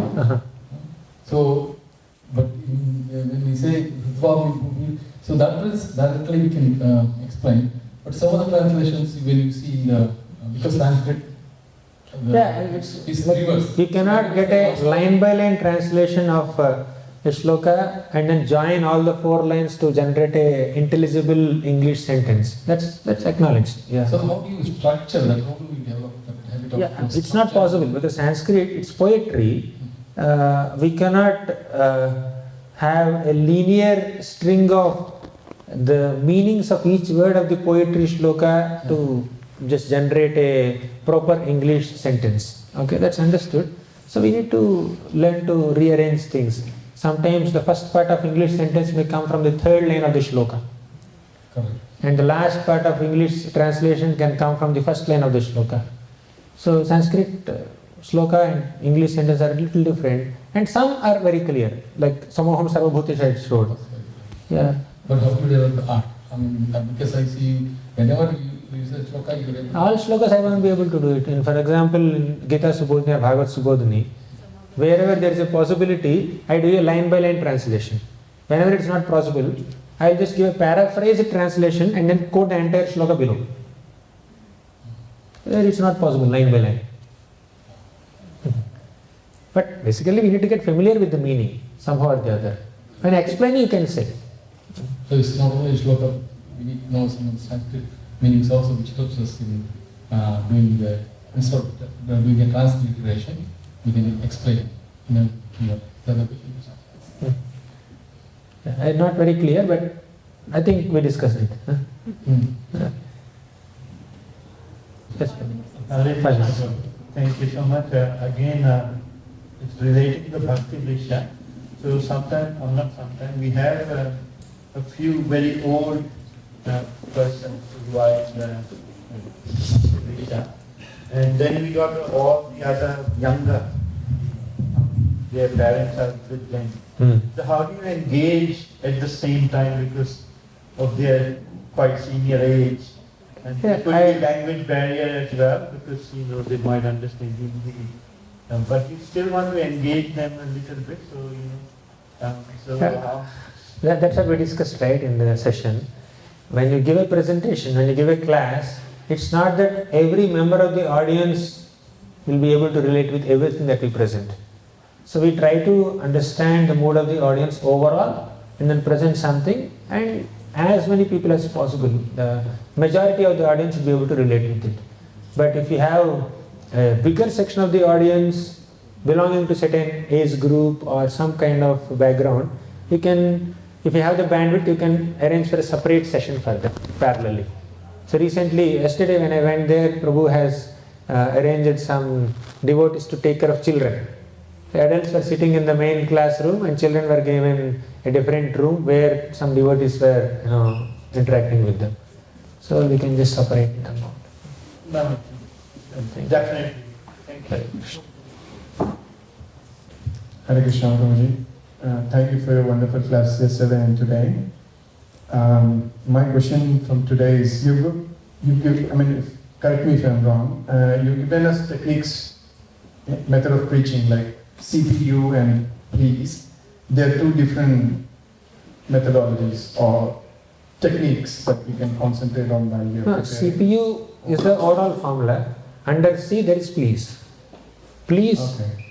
all the PLAs, personal application points, lessons, they are all part of C, contents. Right. CPU is like one thing only. Okay.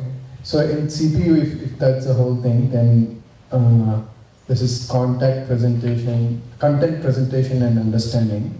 Then application part. Do we also give some? The content itself has application part. So in content, we have given please formula, right? Yeah. The P stands for personal application or practical application part. Okay. Thank you. In content, you just kind of highlight some application perspectives. Okay. Right. Thank you. Thank you. And one more thing is like the CPU formula, it's not necessary that everyone has to apply this. It's not a universal methodology given by some acharyas. This is how you have to preach. Just some tips, some direction.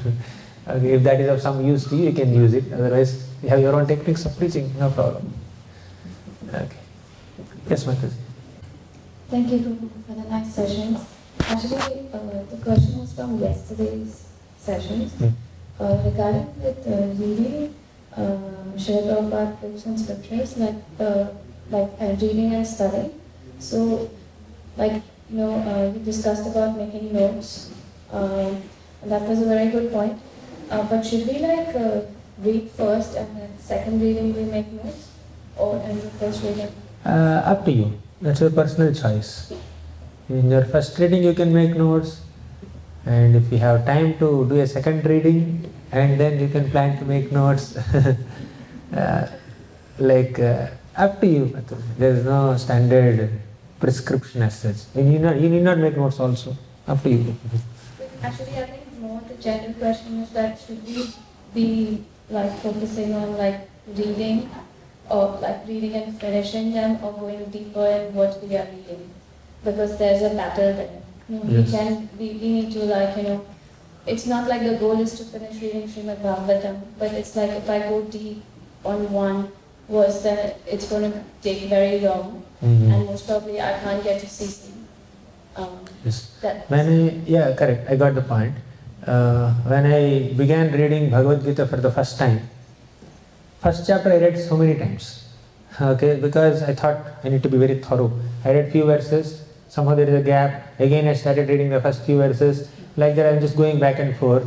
After a couple of months, one senior devotee asked me, "Oh, you started Bhagavad Gita? So where have you reached?" I said, "I'm in first chapter."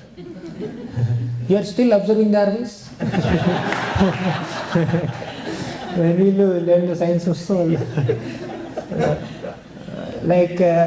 Yes, it's important for us to go deep, but we can just keep some target-oriented approach and then complete the book. At least some basic reading we can just do once, complete the book, then whole life is there to read it, reread it again and again. Okay? So if you just go deep in one sloka only every day, just entire Gita will take 10 years. And Bhagavatam will take 20 years. We don't know whether we'll be here around or we'll go back to Godhead. We don't know by that time. So let's keep a reasonable pace, not too fast, not too slow. What is that? You can decide personally. So keep a reasonable pace and then let's read. Okay? And by the way, this book is not meant to be read only once. The more we read, the more number of times we read, the more the book has insights to reveal to us. We discussed it sufficiently also in our sessions. You read today, after 5 years you read the same shloka again, that shloka will have many more perspectives to reveal to us, right? So it's a perpetual thing going on. At least let there be one basic reading of core books like Gita, Bhagavatam, at least these three. Let's read once at least, completely. Then we can go back and we can do selective reading also. Once you read all 12 cantos, when Narasimha Chaturdashi comes, you can read only Prahalad section. When Janmashtami comes, you can read 10th canto of Vrindavan Pastimes. So like that you can do some selective reading. But at least one reading, let's go at a reasonable pace, not too slow. Thank you very much, Gita. Yes. We'll conclude. Or any other question? Yes, ma'am. Thank you so much, Prabhu, for your wonderful class. Prabhu, I would like to know when you first start learning Shastra. Can you give me some example, like in your day, how much time you spend? In our BT, Brahmachari training, 2009-10, 12 years back, we had the privilege of having a fixed schedule. Okay. So in those days, our study time, at least my study time was 4:20 a.m. to 5 a.m. Plus afternoon, we didn't have much schedule after lunch. Around 1 o'clock till 2:30, we had some gap. Then 2:30 to 4:30, some service is there. Sometimes that service is also not there. Then the gap will become 1 o'clock to 2:30, 4:30 like that. So our general study time, in those days my study time was 4:20 a.m. to 5 a.m. plus 1 to 2:30 minimum, or 1 to whatever 4 or that much time. Every day we had minimum 1.5 to 2 hours we used to squeeze out time to read in those days. But when we completed the training phase, then we got into schedules of different services, different devotees are doing different responsibilities. So I could never find out that much time. Now what I did, whenever I get time I read. Whenever time I get, whatever time I get beyond my allocated services, I would just read. It could be 9:30 to 9:40 p.m. It could be whatever 6 to 7 a.m. So when you get up little early, before Mangalarti you chant 80 rounds, after Mangalarti you chant 8 more rounds, then till Darshanarti time is there for us, half an hour, 45 minutes, 1 hour, I would read at that time. So like that I read whenever I got some time.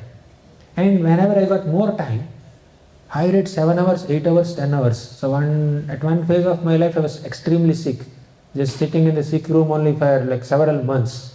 So no other engagement, physically I can't do much. So I would just lie down and read Bhagavatam hours together. Night time, headache, I just get up at 12 o'clock or 1 o'clock because I could not sleep. Open Bhagavatam, just read. I did like that. So we should be like camel. You know camel? So camel, when it is traveling in the desert, the camel may not get water whenever it wants. So whenever there is an opportunity, camel would just drink as much water as possible. Next 2 days or 3 days in these deserts, camel will not get any time. They will not get opportunity to drink water. That water will keep the camel survive. Right? So we should be like that. Whenever we get some time, let's read. And on a regular basis, we can keep some study hour if it is practical in our thing. But whenever we get time, if we just start charging our spiritual batteries by reading Shastra, that will protect us in phases that are very busy, although we don't get to study. It's like you're traveling, you're going for a long journey. You keep your phone battery charger 100%. Okay? Because I can't charge my battery throughout my travel. So like that, we need to plan. In my case, I just mentioned whatever time I got, I just read. Now also I do that only. There is no specific time allocated for my reading or writing. Whatever time I got, I just keep doing it. Before coming here, there was half an hour break. I just worked on 3-4 verses of Brahma Vimohan Leela, 10th canto Subodhini. Yesterday was the 15th verse, right? Today I came to 26th verse. Okay, 10 verses happened in this one day. That's all we can do. Okay. Any other? Prabhupada said that 99% of the spiritual advancement happens through the chanting of the holy name. And if that is the case, then do we have to read so much? Is the reading priority or chanting the priority? So many times this question is asked. Chanting is Yoga Dharma, not reading, not deity worship, not Vaishnava Seva. So why should we do all the other things? Let there be only one limb of bhakti. ekam shastram devaki putram gitam, like that, let there be only one limb of bhakti. Basically, at our stage, not our stage, my stage, or some average sadhaka stage, chanting is not that natural. Krishna says in Bhagavad Gita, Mayyeva mana adhatsva, mayi buddhim niveshaya. Means you engage your mind in me. That's the topmost level of bhakti called smaranatmika bhakti. If you can't do that, engage your intelligence in me. That is mayi buddhim niveshaya. That is mananatmika bhakti. If you can't even do that, engage your senses in my service. That is abhyasarupa bhakti. For an average sadhaka, abhyasarupa bhakti is more natural than mananatmika and smaranatmika. In other words, for an average sadhaka, doing some physical services is more natural and more absorbing and less exhausting than using intelligence to understand Shastra and using mind to focus on holy name. So, engaging mind is the highest thing. In chanting, we are not doing so much of physical activity. No physical exhaustion, no intellectual exhaustion, no analysis. But chanting will exhaust us more than physical activity. 8 hours of service, 8 hours of reading Gita Bhagavatam, and 8 hours of chanting. Which will exhaust us more? Naturally 8 hours of chanting. Okay? Why? Because we are not at that level. We are doing something which is beyond the capacity of an average conditioned soul whose mind is extremely distracted. So therefore, Acharya Prabhupada has given us a regimen. You chant 16 rounds, 2 hours. You hear Gita Bhagavatam, 2 hours, and remaining time you just do some service. Slowly we can increase our chanting. Artificially, if we try to imitate Haridas Thakur and then constantly chant only, without physical services, so one thing is, in the name of chanting we will sleep. Another thing is, if we are able to chant, we may do it on a sentimental platform without having strong philosophical foundation. If someone questions us, why are you chanting so much? We don't have philosophical understanding why we have to chant. Sometimes it becomes like a more sentimental exercise, right? So therefore we need to strengthen our philosophical conviction by reading Shastra. And we should engage in practical service to realize what we have read in Shastra. With this purification of senses, purification of heart that has happened by study of Shastra and doing physical services, we will be able to chant the holy names of Krishna in a much effective manner.